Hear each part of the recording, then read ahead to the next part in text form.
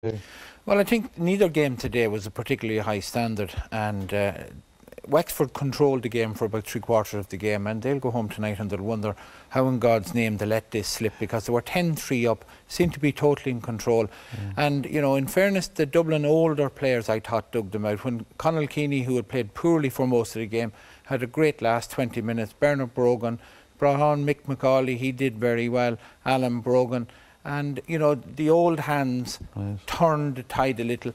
And as well as that, Wexford ran out of puff a little bit. Dublin seemed to be the fitter team. You know, people were having a bit of a laugh at Pat Gilroy with this 7 o'clock in the morning training and then training again at night. Well, you know, maybe we saw the value of it today. Tomás, you were looking at the manner of the Dublin recovery. Yeah. Well, I felt a few things that happened. First of all, their work rate increased in the second half. But I felt the introduction of Owen O'Gara and Michael McCauley made a huge difference.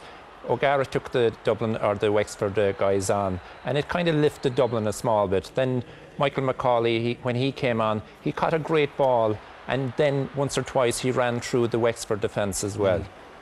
We had a good bit of that. Then Dublin started playing longer ball in, and they eventually found, here we see McCauley coming in. But after a while, they started going back to the more conventional way of playing, where they had more forwards up in the forward line. We saw in the first half that they had very few back there. And then they started getting Bernard Brogan. And he was the big difference at the end. Scored a great goal then, and after a while he got another one. But Tomás Quinn, when he came on, Colm was saying that Conall Keaney had a big influence on it. So had Tomás Quinn, I think. He was able to get scores for them as well.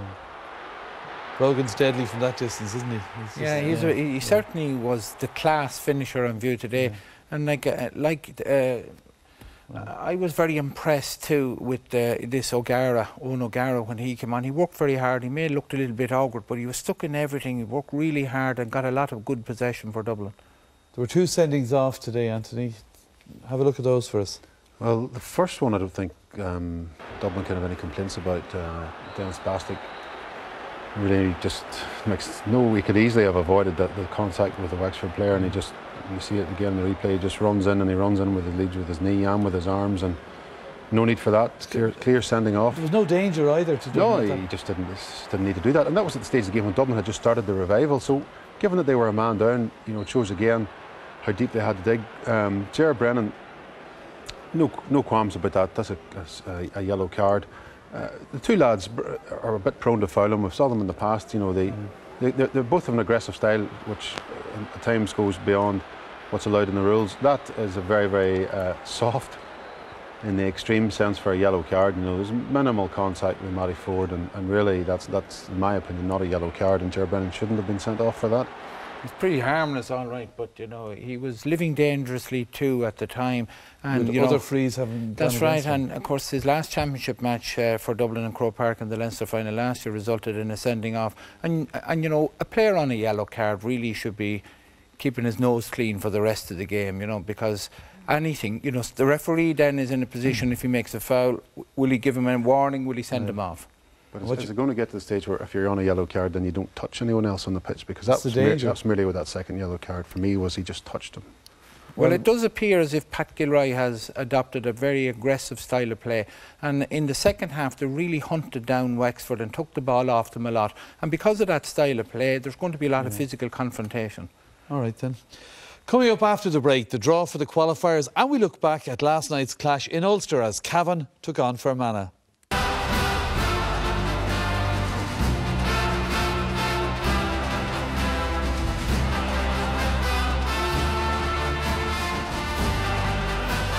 Reminder about our live game next Saturday. It's Tyrone against Down in the first of this year's Ulster football semi-finals. Throw-ins at 5:15. Our coverage begins at 5:05 on RTE2. But now we're going to look at last night's game as Cavan and Fermanagh battled for the right to meet Monaghan in the other semi-final. Your commentators are Ger Canning and Martin Carney.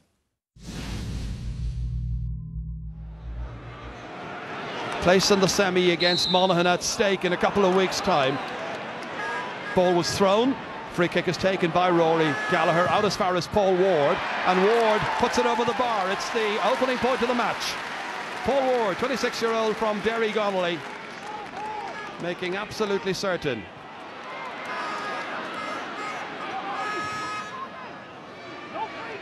Down into the corner here, where Chris O'Brien did really well to hold on to it. Let's fly, and that's fisted over the bar by Ryan Carson. Got 6 points on his debut, his first here tonight. Coming short for this one here is Ronan Flanagan, very much one of those players. It's a great ball into McGuigan. Owen McGuigan crossing the 65-metre line. This is Alan Clark. Outside to David Givney. It gets difficult because of the angle here. Givney hits it, and he hits it brilliantly. Over the bar. Cavan get their first score, and it's their under-21 player from Mount Nugent who gets it. The 21-year-old David Givney. Should be, and is Shane Lyons's. Oh, not the best of passes to Tommy McElroy. Won't thank you for that. Brennan across here into the middle to Paul Brady from 45 metres out. Just made it off the goalkeeper's hands. Great effort by Paul Brady, who's prepared to come forward time and again and have a go. That time Ronan Gallagher, not taking any chances, let it off his fingers and up and over the bar. No goals so far, but there was one in about 8 minutes last year, I remember, by Maguire of Fermanagh. Again, it is Michael Brennan.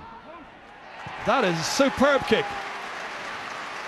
Maybe it's the Saturday night football thing, but do you remember last Saturday night? We had some terrific long-range shooting, old-style stuff, hugely enjoyable, and this is as good as you could see. It's Paul Ward. Off he goes again.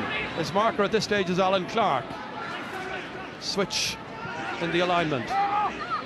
Chris O'Brien kicking this one, and Chris O'Brien plants it over the bar, and the teams are level.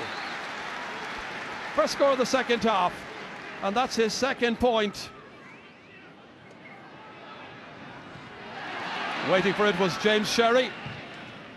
They've won the first few balls now in the middle of the park at the start of the second half. They needed to up their performance in that sector, and on it goes as far as Ryan Carson. 2 points in the first half. Laying it off to Darrell Keenan. Having a go himself, will it quite come? It does come in. Very good kick by Darrell Keenan. That's a good point. And Fermanagh 2 in a row, and they lead the match. A lot of loose play, but it's wonderfully entertaining. Good, honest endeavour at Kingspan Breffni Park. Into Shawnee Johnson it comes again. Oh, that was instinctively hit with a right. What a score! That's as good as you could expect to see anywhere. Shawnee Johnston, his second, and Cavan lead 10-9. Here's Paul Ward. The new man wants the ball, but it's Mark Little who gets it, now dishing it off to Quigley. Well, having a go. That's a good kick. That's a fine kick. That's a point. The big burly man who's just come in gets his first kick and his first point, and Fermanagh by 2. It's Lorcan Mulvey. Well picked out. Givney turns. He's given it plenty of height. He'll knock down a few pigeons with that one, but he puts it over the bar. A second for David Givney. So the teams are level once more. Cavan 12, Fermanagh 12. Well, the change has been made by Fermanagh, and Danny Ward's gone off. And I think it is Damien Kelly who's come on. Here comes Tommy McElroy. Now, having led for quite a while in the second half, what will the Fermanagh response be? Carson's in. Carson scores! Ryan Carson in the 64th minute. It was a lovely little knockdown. Good anticipation by Carson. Good poise as well. Great finish. Cavan know what they must do. In the remaining seconds, they've got to get a goal. Inside towards Givney, he fumbles. Shane Lyons kicks it away, gets it away from Givney, bends his back, takes it, pursued by 3 Cavan players.